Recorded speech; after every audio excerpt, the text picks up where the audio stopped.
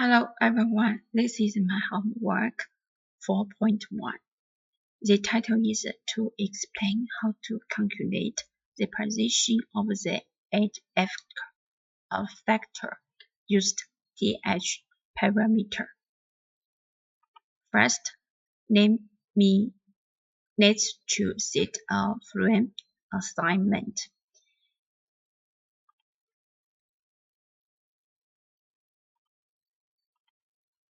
This diagram shows the structure of a linkage robotic arm. Each joint and linkage can be labeled. The first joint is base rotator joint. The first linkage, the linkage from base to the second joint. And this the second joint. This is the third joint. This is the fourth joint. And this is the first linkage, second linkage, third linkage, and the fourth linkage. The fourth linkage is the end effector.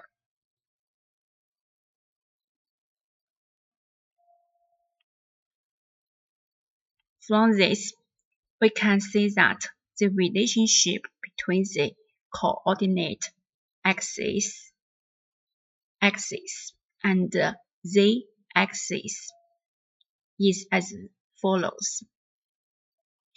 The z01 axis follows the direction of the first linkage, point from the base to the first joint.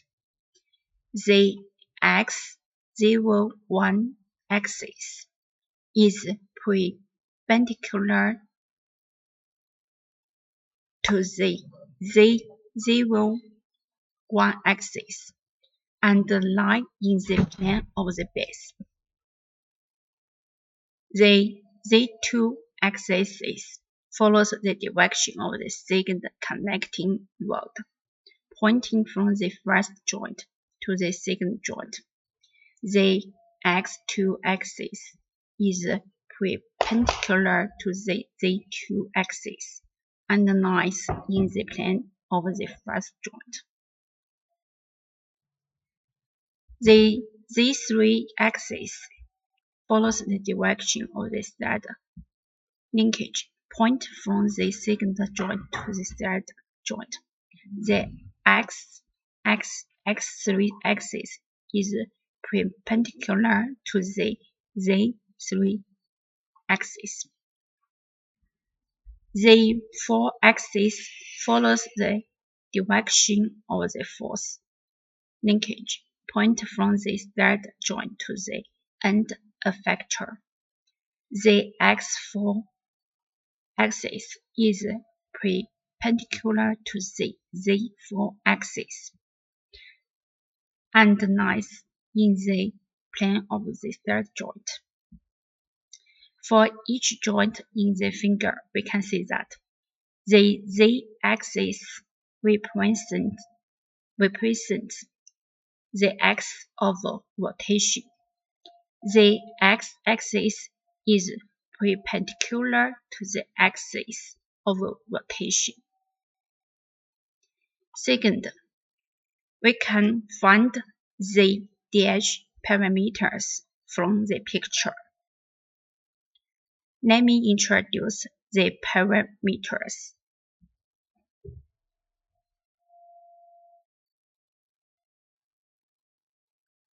AI is the length of the connecting rod. Fi is the angle of connecting rod twisting. Di is the connecting rod offset. And the theta is joint angle. It means it is the angle of rotation of the joint. We can see that from coordinate 0 to 1. There is no move, but has rotation, and the angle is about theta 1. From coordinate 1 to coordinate 2, we can see that it moves d2 along the z-axis, but no rotation. From coordinate 2 to coordinate 3, we can see that it moves L2 along the x-axis, rotation theta 3 around the z-axis. From coordinate 3 to coordinate 4, we can see that it moves L3 along the x-axis, but no rotation. Then we can calculate the homogeneous matrix for each joint. The homogeneous matrix is this. So, because from coordinate 0 to coordinate 1, there is no movement, but have rotation. The angle of rotation is theta 1.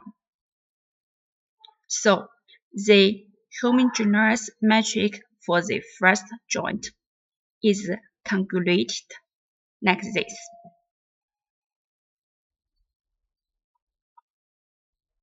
For the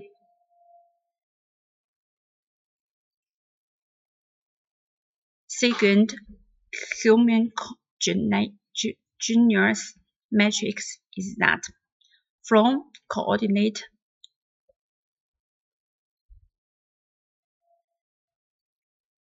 2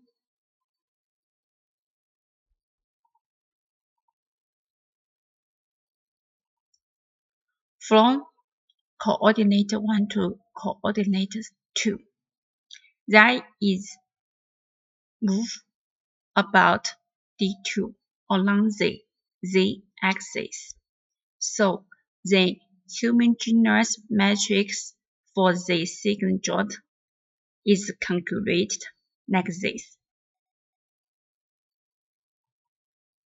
That from coordinate 2 to coordinate 3, there is move L2 along the x-axis and rotation about the angle of theta 3 around the z-axis.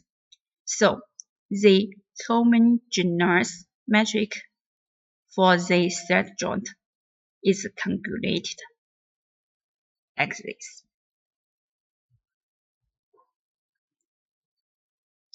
Then from coordinate 3 to coordinate 4, there is just move L3 along the x-axis.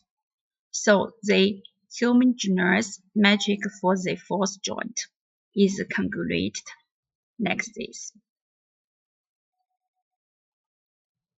Then the total homogeneous matrix is calculated like this. We can see that calculate the position and orientation of the end effector by the above matrix. We can obtain the bit balls of the end effector with respect to the base. These bit balls consist of a rotation metric.